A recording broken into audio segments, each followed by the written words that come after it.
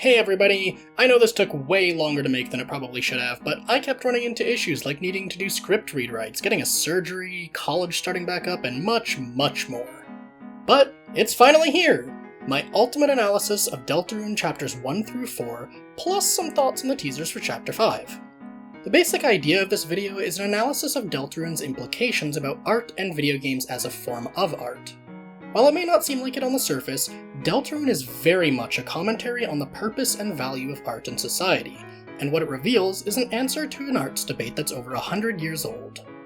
This debate is centered around the Aestheticism movement, a group unified by the shared belief that all art is inherently useless, and does not need to provide functional value to be considered art. Instead, simply sitting there and looking pretty is enough to justify referring to it as art. This would be things like decorative sculptures and garden landscaping. In response to the movement, many authors have offered up their own takes on aesthetics. The two I'll be making note of in this video include Oscar Wilde and E.M. Forster. I'll talk more about that later, but for now all you need to know is this. Toby Fox is using Deltarune to demonstrate that all art is inherently valuable. If you or somebody you know doesn't see video games as works of art, I hope this video here can convince you otherwise. As you might expect, this video is filled with spoilers for the first 4 chapters of Deltarune, so if you'd like to experience the game for yourself first, please do so. With all that out of the way, I'm going to go through the game chapter by chapter and discuss how they contribute to this larger theme I'm discussing, just like in the last video. By the way, originally this video was going to have 10 sections to it, and as such this video is going to be themed around the idea of the 10 commandments of video games and art. However, I ran out of time to make this video because of classes starting up and the surprise announcement of Silksong, so I decided just to omit my weaker points from this video. I might revisit them in the future if you're interested though. So, let's begin! Hey, who turned out the lights? Welcome, new contestant, to the marvelous mystery board! Throughout your regularly scheduled programming, we'll be returning here from time to time for some bits, skits, and giggles and shits! So now, how about you introduce yourself for the viewers at home? Now, with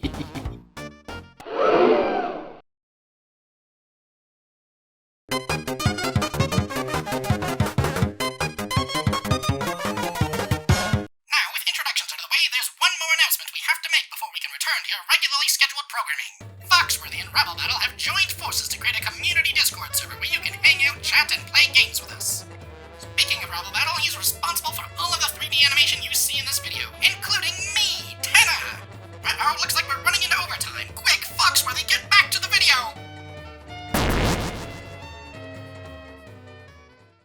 The first commandment. Video games are not about beating the opponent. I know this may sound contrary to your understanding of games. The oldest RPGs were literally about beating the opponent, getting experience points, becoming stronger, fighting more powerful monsters, and repeating.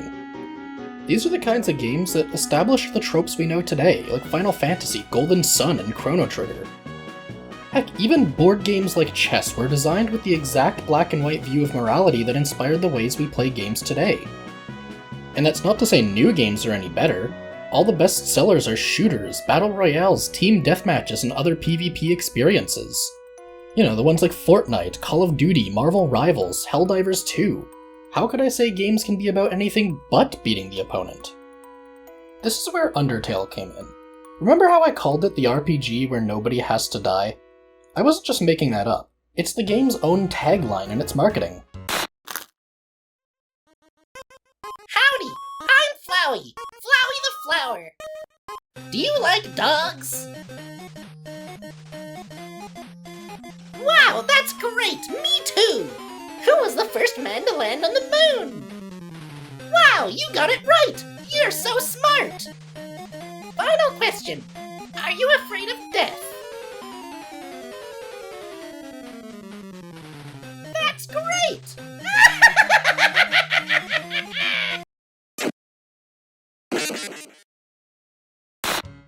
Undertale's entire premise was to take the formula of RPG games and show you how you could still achieve a good ending, even a better ending, without having to resort to hurting others.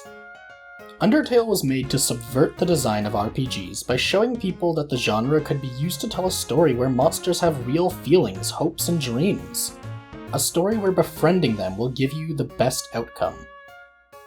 And Undertale wasn't alone in this. Toby's second game, Deltarune, is being broken up into chapters, each with their own important lessons to teach. Each chapter has a plotline involving a magical world created from a dark fountain, and Chapter 1's fountain is located in an unused classroom filled with toys and board games. You don't need to have seen it first, however I will happily take the extra watch time if you want to, but I discussed in my previous video that the use of board games was specifically for that purpose. It was to craft a world with a black and white win-or-lose mindset. It was to create an opponent who was so convinced he was right that he would be willing to hurt anyone who stood against him. Lancer, my son, what has become of the Lightners? Sup? We just want to talk, Mr. Lancer's dad. Ah! Oh god, you scared me. Oh boy, give me a moment here. Lightners! Lightners, you wish to seal the Dark Fountain. You must think yourselves as heroes. I guess that makes me the bad guy. But despite this, Susie, formerly with no friends to speak of and a bully to the protagonist Chris, she found a friend, and it was in her enemy. Susie the Lightner and Lancer the Darkener proved that this world is not beat or be beaten, but instead that everyone could just be happy in harmony. And what do we see with the chapter's ending? If you acted violently towards your enemies, you'd get an ending where they come to chase you off in anger. But if instead you acted kind to them, they would show up to help you take down the king peacefully, and give you a warm farewell before you went off to seal the fountain. Oh god damn it! That thing was expensive, you know! Oh, sorry, let me fix that real quick. Thank you for being a complete idiot! Oh, Dad! I'm back with some backup! Now I sentence you to a fate worse than death! Lancer, what are you? Isn't that just death? Yeah, that's just death. My bones again! Oh, woe is me! Now I'm the new dad! You know what that means? I get the Dadmobile! No, Lancer, please don't! All of this is to say, Undertale and Deltarune together show that you can have games where violence isn't the only option available to you. They don't have to be about beating the opponent. I listed off a lot of games earlier, and I want to be clear that my intent isn't to say that I think those games are less artistic than Deltarune. Instead, I want to make it known that there is a clear pattern in games involving competition and overcoming enemies through violence, and use Deltarune to demonstrate why they don't have to all be that way. This helps to paint the picture of the potential that video games have for storytelling. Oh, this brings back memories. When the Lightners were in the TV world, I built a custom game for them to play using this old title called Mantle as a backend. However, I wasn't too fond of how much killing was involved in that game, so I rewrote it a little to make it more about fun and adventure with friends. I'm glad somebody appreciated what I was doing there. And I'm sure not the only one. Undertale was a huge success, so there's a massive audience out there for the kind of game you created. Though maybe it needs a little more to do in it. And can we talk about those puppet skits? I bet our audience got a kick out of those. Hey everyone! Ain't puppets getting old? Why is the Susie one eating a floppy disk? Show us something new already! I think Spamton's eye flew out! Puppets?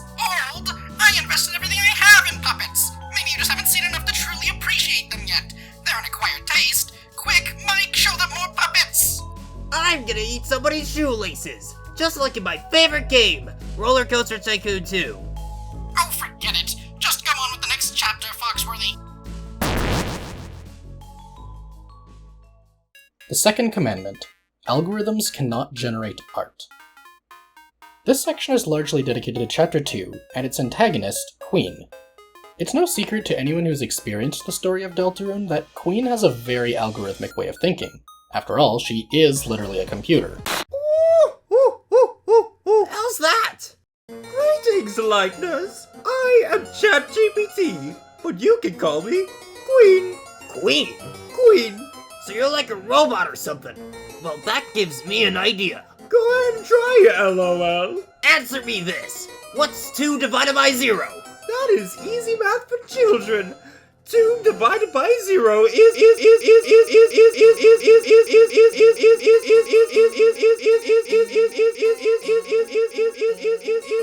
But what's important here is that Queen isn't a typical antagonist. She actually wants what's best for the Lightners. The only problem is, she doesn't truly understand what's best for them. Regularly throughout the chapter, Queen is shown to either misunderstand or entirely fail to recognize the emotions of people she believes she is making happy, and her entire perception of them is based on their internet search history. This isn't too unlike the way the modern gaming industry is progressing. Many re-releases and sequels that look far too similar to their predecessors to be worth $70 or more. They simply don't take risks like they used to, and now games seem to be designed based on a formula instead of the desires of real people.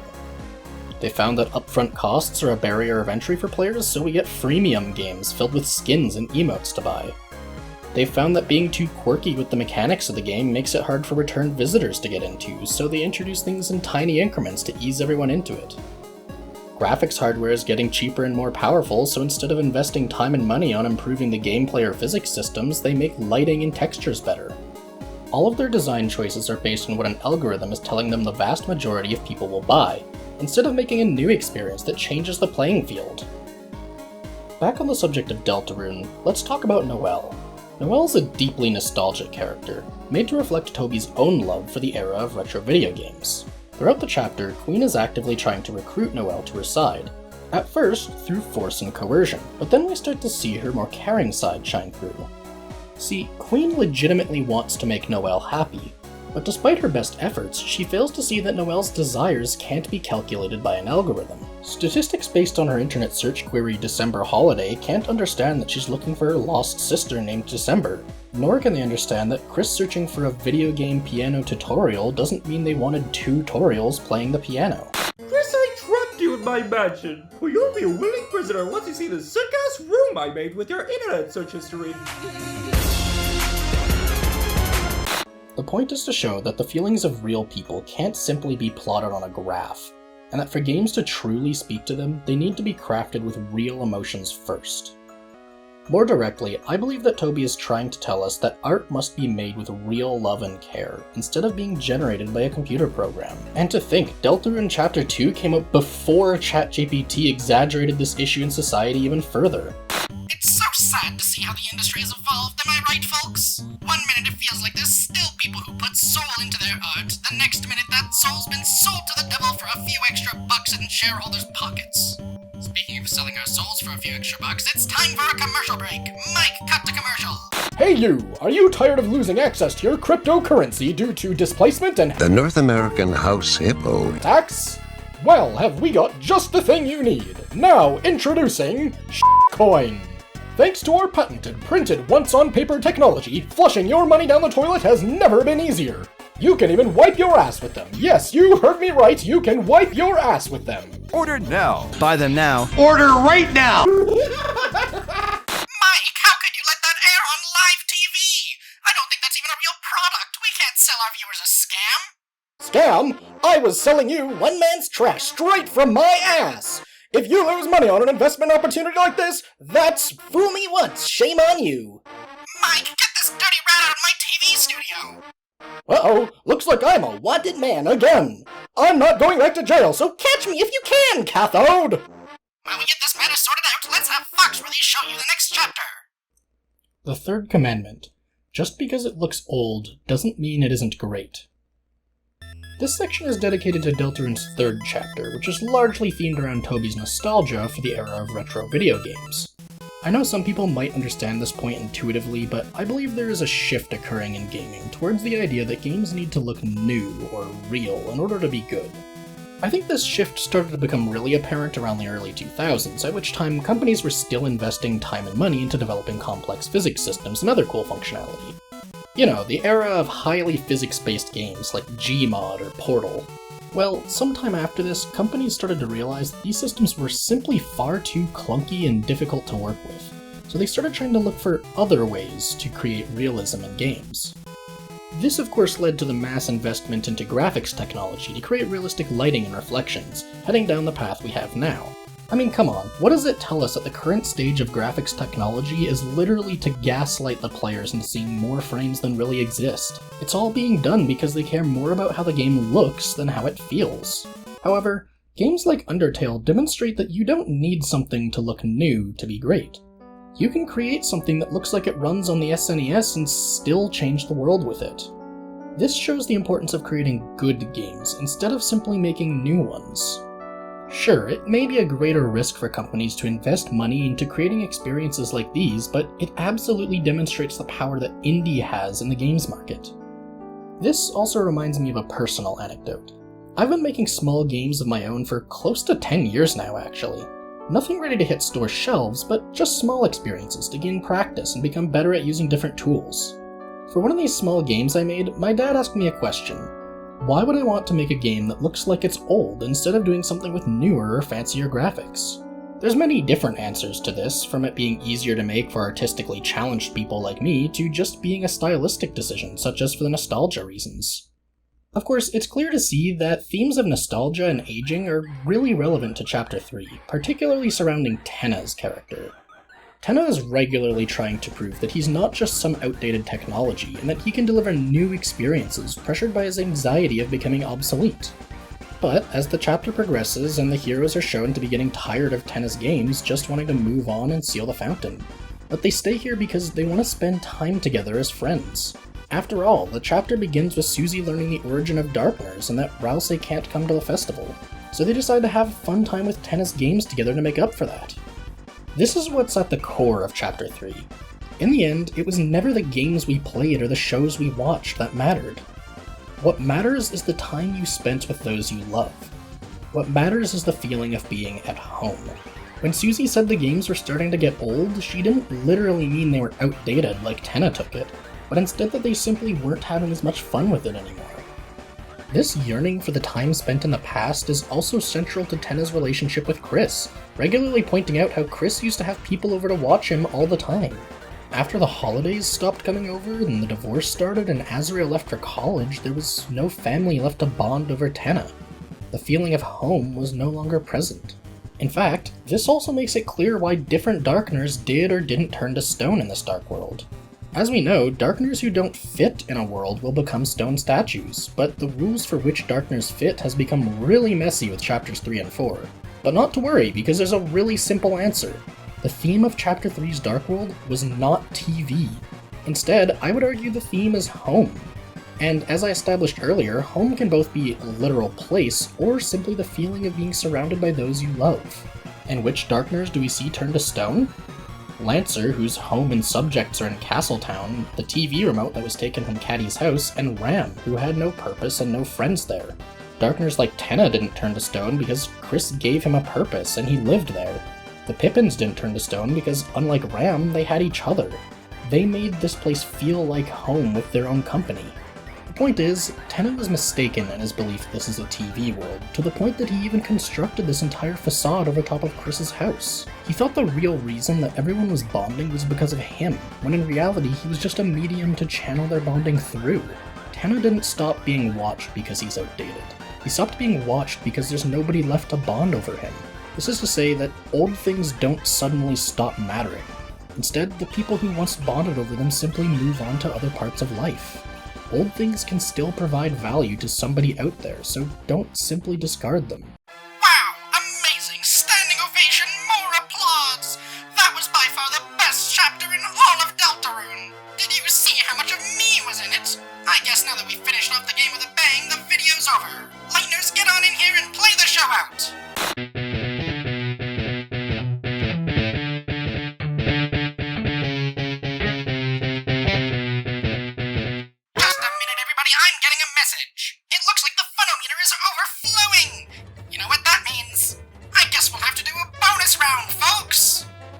The fourth commandment. All great stories are merely iterations. Alright, next up is the section dedicated to Chapter 4. Chapter 4 is a really interesting chapter in terms of what it has to say about art, and even more so the way it conveys that message. A major plot point in Chapter 4 involves the fact that the in-universe novel, Lord of the Hammer, is actually based on the prophecy that our heroes have been following. This here book is mighty fine. I should write a book myself. I wrote a book! Gerson reveals this to Susie to make a point about how stories can be retold, as long as you have enough willpower to rewrite it. While Gerson uses this as a way to convey that Susie may not be bounded by fate if she wills the prophecy to change hard enough, what I'm more interested in are the metaphors used to discuss it. See, there are some strong reasons to suspect that the reason for Toby's use of the Lord of the Rings reference in Gerson's novel is meaningful to the point he's trying to make. I am of course talking about how the author of Lord of the Rings himself, J.R.R. Tolkien, actually based his work off of something comparable to Deltarune's prophecy as well. See, much like how Deltarune's prophecy is older than history itself, whispered among the shadows for generations, there are a series of poems set in pre-Christian Scandinavia which were told among some pagan cultures. Poems too old to attribute to any author. For those in the know, I am of course referring to Beowulf, which Tolkien is publicly known to have taken direct inspiration from. In fact, in The Hobbit, the scene where Bilbo sneaks to the dragon's hoard and steals a valuable cup is almost directly taken out of Beowulf. To quote, Beowulf reads the following: "The intruder who broached upon the dragon's treasure and moved him to wrath had found the hoard unguarded. He stole a goblet, a cup of exquisite workmanship. On returning, he discovered the footprints of the thief. The dragon's rage was terrible." Now compare that to The Hobbit, which says this: "Now a new excitement seized him, and he took a cup, small and beautiful. He did not realize that the dragon had stirred. Smaug missed the cup. His rage passed like a hurricane through Dale, the town below." And it isn't like this is some kind of secret either. In a letter written to The Observer in 1938, Tolkien writes the following: "Beowulf is among my most valued sources, though it was not consciously in my mind in the process of writing, in which the episode of the theft arose naturally and almost inevitably from the circumstances." Tolkien even created his own translation of Beowulf, which was published after his death. So we've established that much like Beowulf inspiring The Hobbit and Lord of the Rings, Deltarune's prophecy inspired the in-universe novel Lord of the Hammer. But that's not where Deltarune's parallels stop, as they also reveal that the in-universe game Dragon Blazers was directly inspired by Lord of the Hammer, which once again has a clean parallel to our own real world. Damn, they plagiarized my book! I'll give those board game people a piece of my mind, I tell you that!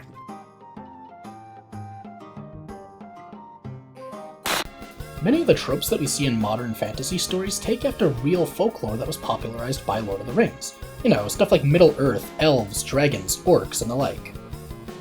Even today, a lot of anime and fantasy games utilize the same selection of tropes almost formulaically, just like Dragon Blazers does in Deltarune.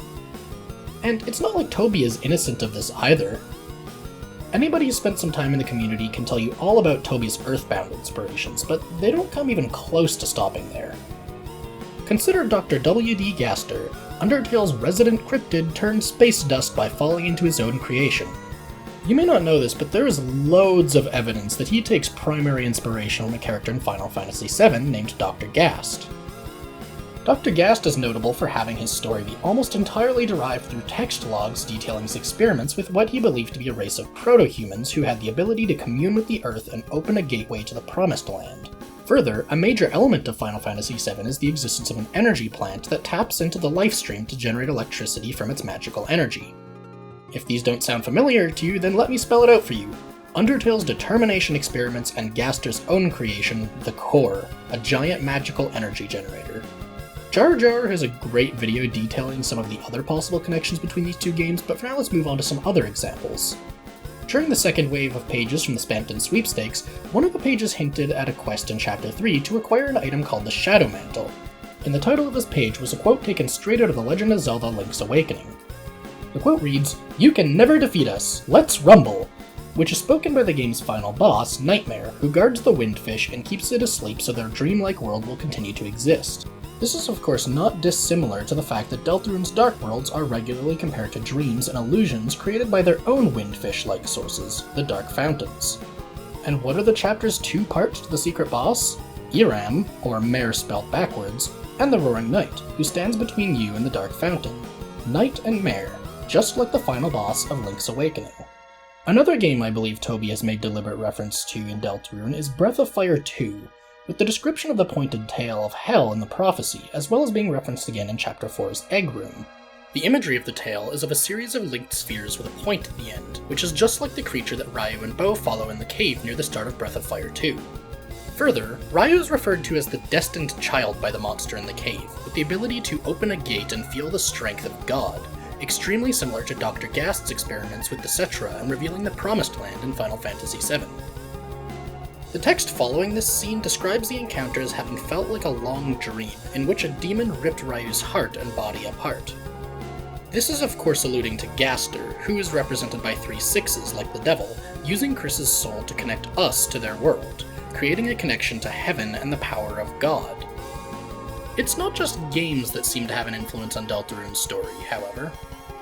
Next, while I'm not so sure Deltarune has taken direct inspiration from this story, or even that Toby has read it, there are several elements I've seen greatly in common with the novel A Room with a View by E.M. Forster.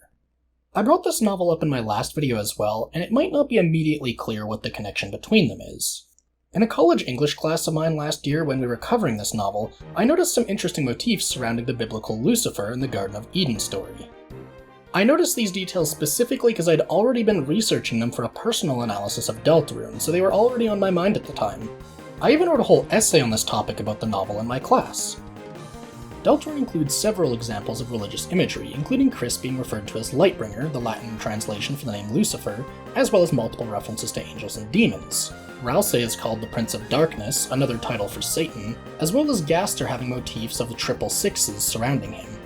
Light as a motif is also tied to the idea of determination, willpower, and hope in Deltarune. In A Room with a View, George was referred to at one point as having the Shout of the Morning Star, Morning Star being another translation for the name Lucifer. Further, the main protagonist's name in the book is Lucy, hinting at an additional connection. Light is also brought up in multiple contexts as relating to characters following their own will and desires, with dark being related to feelings of suppression of true feelings.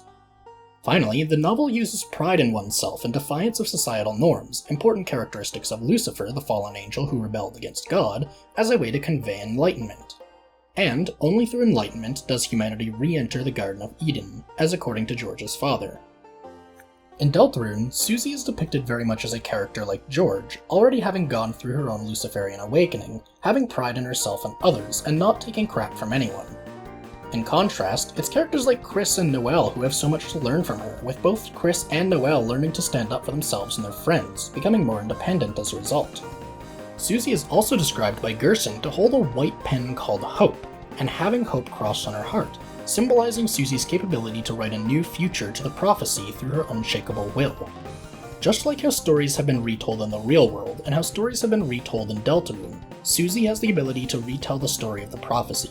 Susie can rewrite her fate. The point is, many real stories have been retold many times, and that's what Gerson helps to highlight through his mentorship of Susie. And further, looking at the source material that creators are inspired by can be important to understanding the true directions they're taking with the story. Wow, I had no idea there was such a history behind those classic games that Chris and I used to play together. And to think some of history's greatest writers are nothing but plagiarists. Certainly nobody saw that coming, am I right, folks? Well, it's not fair to say that they didn't come up with any original ideas, but all stories are built on a framework of inspiration. I see. Well, that's all well and good, but what does any of this have to do with the late 19th century arts movement? I'm glad you asked, Tenna. I firmly believe that all of this is crucial to understanding the meaning of the story that Deltarune is trying to tell us. When we consider the relationship between this game and the debate about what the value of art is, we can begin to see a deeper message being conveyed by it. For example, your very own Chapter 3 involves a plotline between Susie and Ralsei about this very debate. Oh yes, you mean how Ralsei didn't value himself because he's a darkener and therefore isn't real.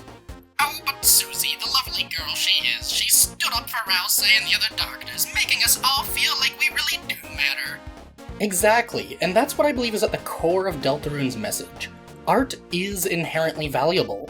After all, if Deltarune is a video game and Lighteners and Darkeners are all just video game characters to me and the viewers at home, are Darkeners any less real than the Lighteners?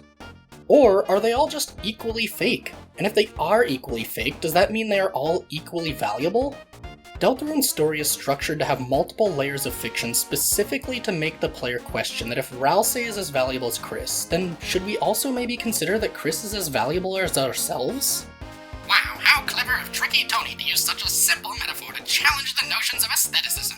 But I have to ask, what's been the point of any of this, Mr. Foxworthy? Why should anybody care in the end what this game has to say about the experience of video games and art? Well, personally, I believe that media literacy is a really important quality for people to have. The better we as a society can understand the art we consume, the more value we can get out of it and the social messaging it carries. This is why I want to start building a community around the appreciation of art and analyzing stories on a deeper level. I have some stories of my own that I'd like to tell with video games someday, but I want to form a following of people who can appreciate those stories the same way I appreciate Deltarune. Wow, that sounds great! So the folks at home better like, subscribe, and share this video if they think that interests them. But that's not all. This information can still be useful to you if all you care about is Deltarune.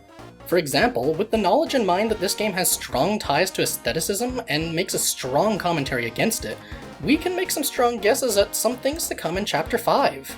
Now be careful there, Mr. Foxworthy. We wouldn't want to have a repeat of what happened in the last video. Mike, roll the clip. Santa, I figured out how to beat your ridiculous game. Alright, bring in the replacements. Now, what the heck is going on here? Chris, how badly did you screw up the timeline? And who are you supposed to be? Why, I'm the one and only CR10, of course. Who are you? Don't make me laugh. I'm the one calling the shots here, bucko. Get spin-kicked, idiots. Good morning, you two. I'm gonna go cook us some eggs. And speaking of eggs... Toriel, you're not even scheduled for this scene. Get out! I know, I made some pretty far-off predictions in that video, but I'm going to be avoiding making any too specific of predictions this time. After all, while my specific predictions were very wrong, I was correct about the thematic analysis of both chapters. I managed to guess Susie's relationship with Toriel and some of her past struggles, as well as her self-actualization via defiance of expectations that came up in Chapter 4. Heck, I even predicted the Tower of Babel references and the importance of literature that would be present in Chapter 4. So, what you're saying is literary analysis can help us gain a general idea of where the story might be going, but not be fully accurate? Exactly. So now that we have an understanding, how about we talk about Chapter 5? So, the first thing we need to do is take a look at the teasers we have available for Chapter 5 so far. First of all, the obvious ones, such as the prophecy panel mentioning the Flower Man. In addition, there's the Lord of the Hammer's 5th chapter, The Field of Pink and Gold, and its description, The Garden is set ablaze in an inferno of jealousy. These details point towards the location of the next Dark World being in the flower shop, with the threat of fire being present too. This is notable because we have characters like Asgore, the owner of the flower shop, who is notable for using fire magic in Undertale, as well as Ralsei, who is implied to have access to it in Deltarune. It's important to note that whoever this fire comes from should reflect reasons or motives to be jealous of someone or something else. Next, we also know the festival will be happening in the day of Chapter 5. The festival is important for a few different reasons. Firstly, it's a major event that the story has been building up to since the beginning, meaning it'll likely be the location for something really dramatic to happen near the end of the chapter. Secondly, it's important to acknowledge how the festival contributes to the theme of the chapter. See, the festival is also a place that's been brought up in the context of characters asking each other out on dates multiple times now. Taken alongside the prophecy panel that says, love finds its way to the girl, we can assume that love will be an important theme in the chapter. Further, many of the people going on dates to the festival will likely be purchasing flowers for said dates, establishing the connection into the Dark World location. Now let's look at the names of some music tracks that have been teased for the next chapter. If you didn't know, the Bibliox enemies have an act command that requires the player to complete a spelling minigame. In each one word plus 2 incorrect spellings of it are chosen. The words it can choose from is a very short list, and they all consist of titles of Deltarune tracks, except for 3. Those 3 words are Synthesis, Amphitheater, and Festival. And since all of the other track names are the ones that are listed in all capital letters in the OST, we can suspect these ones will be too, meaning they're probably extra important. Amphitheater is the only one I think I can suggest anything meaningful about, though. An amphitheater is a very specific type of construction, originating back to the ancient Greek and Roman architecture. Typically they're where drama or combat-related events would be held. I believe this will likely be the theme that plays just before the boss of the Dark World, just like Gallery in Chapters 1 and 2 and Atrium in Chapter 4.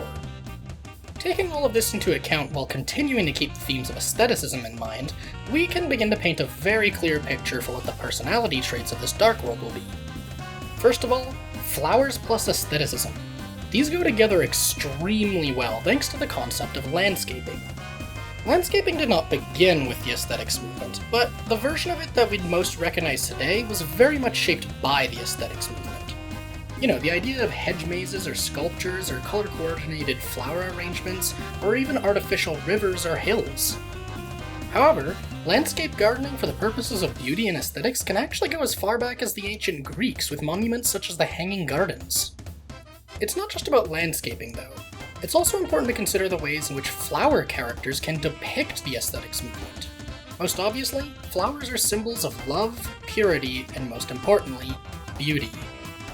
A simple way for flower darkeners to represent the idea of aesthetics would be for them to all have personalities much like the Mizzles, holding their beauty to high regard and basing their entire civilization's hierarchy around it. This makes sense too, as flowers need to be watered in order to survive, meaning as darkeners they would almost certainly be beautiful flowers with the essence of Mizzles literally absorbed into them.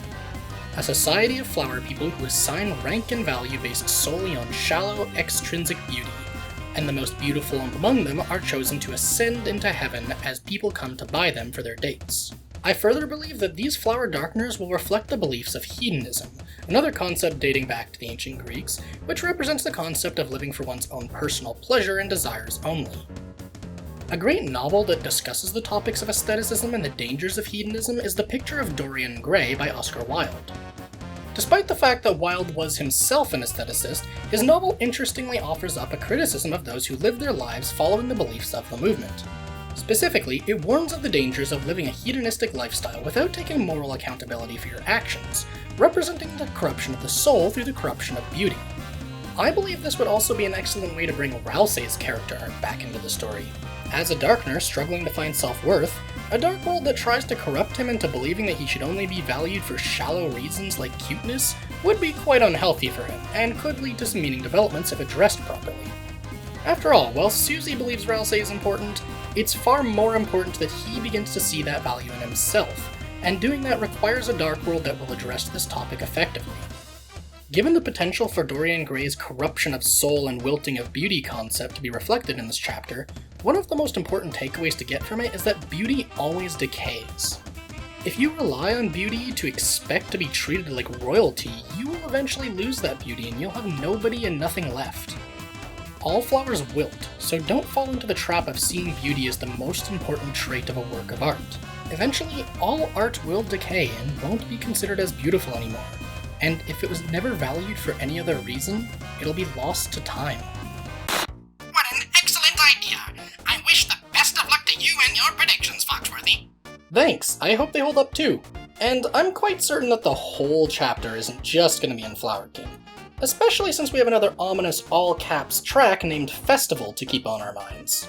I'm not so sure there will be a Festival Dark World, or at least not when we see the inside of it in Chapter 5, but I do think there's a chance of something major happening during it. Perhaps the start of the Roaring? That certainly wouldn't be good. Well, anyway, it looks like that's all the time we have for today, folks. Remember, if you enjoyed it, please like this video and subscribe to the channel. And don't forget to join our community Discord, it's linked in the description. Of course, how could I forget that? Well, I think it's time we rolled the credits for real. Hit it, Mike!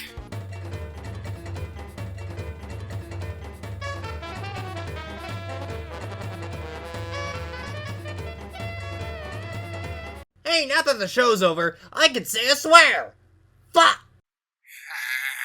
Maybe puppets were a bad investment after all. Hey, so you're not just planning to shut me off again once this video's over, right? No.